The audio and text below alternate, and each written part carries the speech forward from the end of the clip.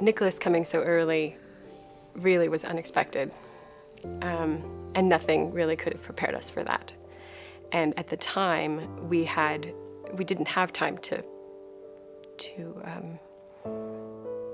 get ready.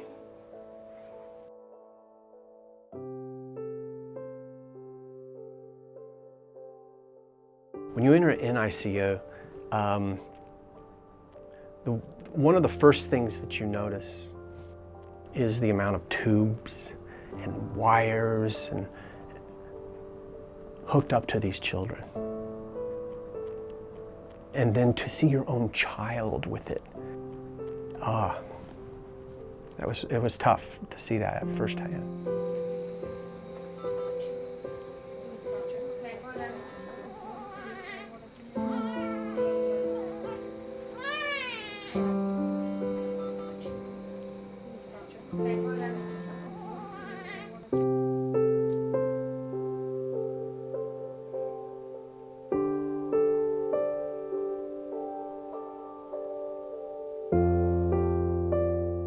Here you are too early, you are a fetus, you are a well-adapted fetus who for whatever reason had to come out for some mismatch with the maternal womb environment.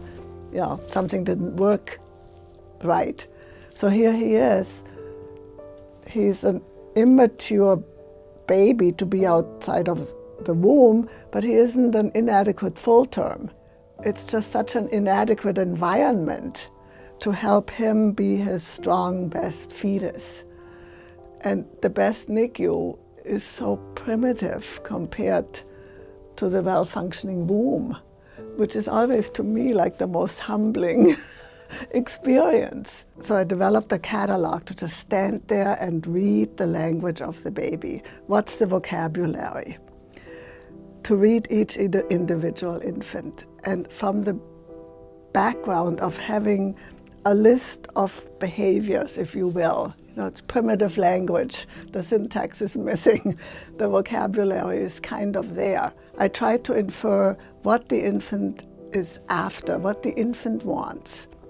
And then, of course, the question is, well, what can the caregiving adult do about that, given that they want and have to keep this baby alive?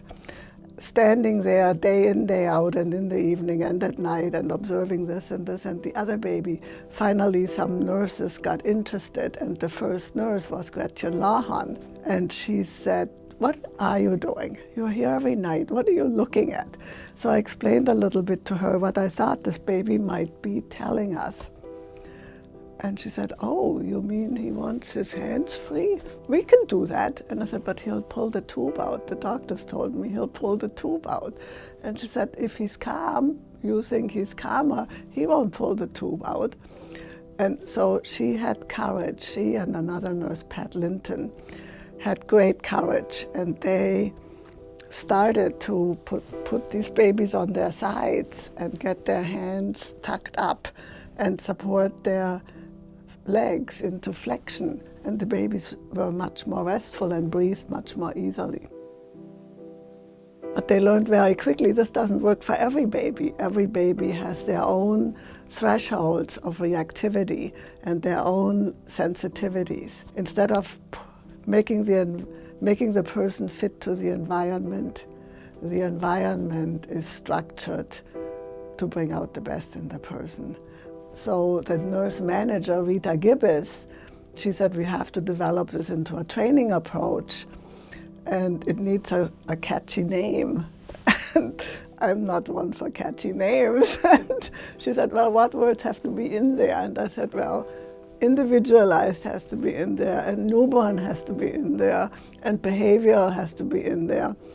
And so she played around with these letters, and she made the acronym NIDCAP, and you know, we didn't like it much in the beginning, but it stuck.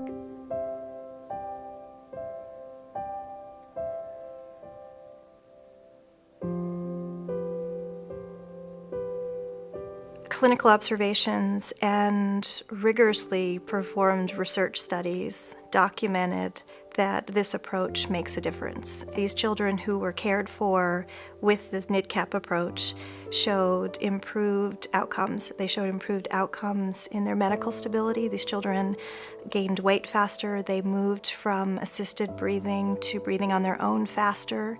They moved to breast and bottle feeding sooner. They were discharged to home sooner. There are also improved outcomes in terms of their development and their behavior and their brain organizations. Premature infants who have been through the NIDCAP program have EEGs that are more mature and put together, and their MRIs show better connectivity between regions. So it cuts down on medical disasters, it improves the financial situation. You're not in the hospital that long. And it improves behavior, it improves the EEG, which is completely objective, and same for the MRI, which is very objective. We believe that prematurely born children, when they're born early, when they put themselves in a different environment at a time that their brains are so actively organizing themselves, that they are on a different trajectory because they're a product of themselves and their experiences. And so it's not a catching up to full terms, they're on their own path. It's very clear that NIDCAP works, and it's very clear that this really should be implemented in all nurseries. NIDCAP is a way of viewing the world in a sense. It's affected a sea change in me, I think in all the people who work with it, in that you are given the luxury, the skills to simultaneously watch a child, someone caring for that child, in an environment, and your own role.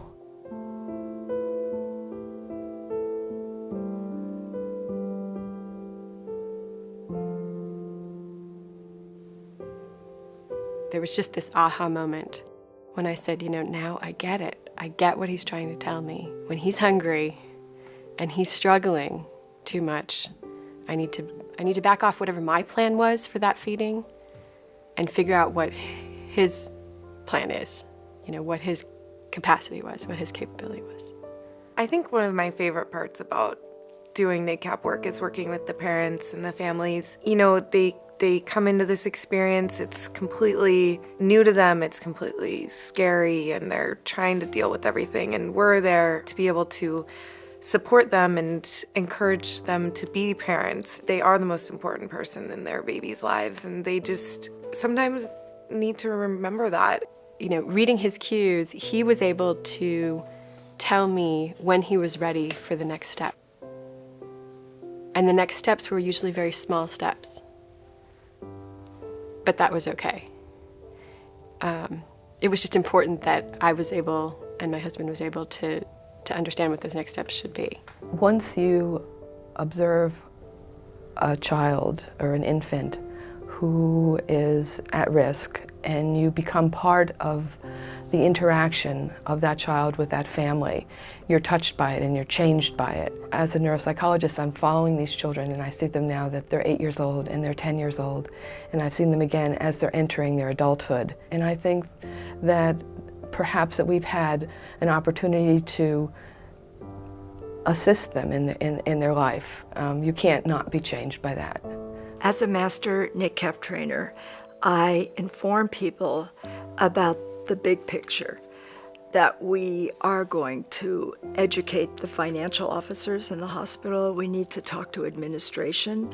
They need to have buy-in to the changes and the cultural change that's going to take place in their hospital. Initially, when we brought NIDCAP into the unit, the nurses thought, wow, this is going to take so much time, and reading the baby's cues and working with the families, it was going to actually detract from their job.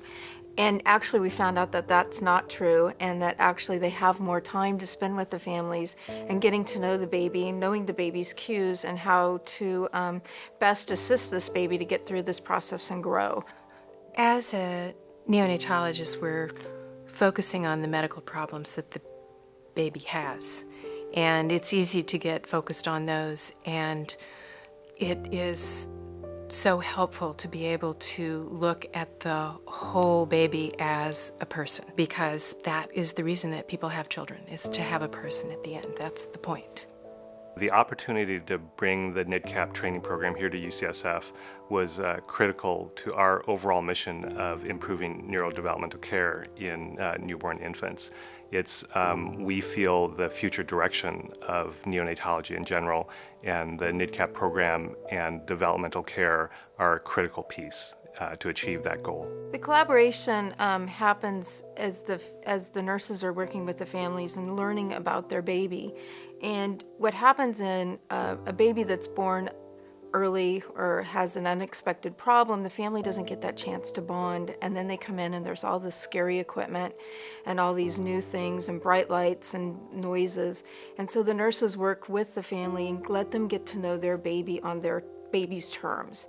So NIDCAP has helped us to collaborate together to bring the parents and the baby back into center stage. We're still doing the medical care, but we're finding ways to make the parent-baby relationship important again.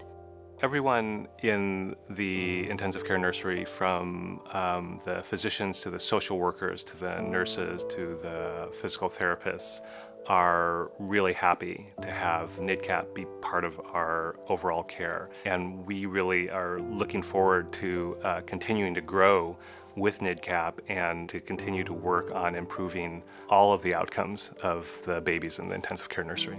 It's an ongoing process. It's every interaction, every baby, every family shows you a new little window, and how the parent interacts with the baby teaches you how it could work.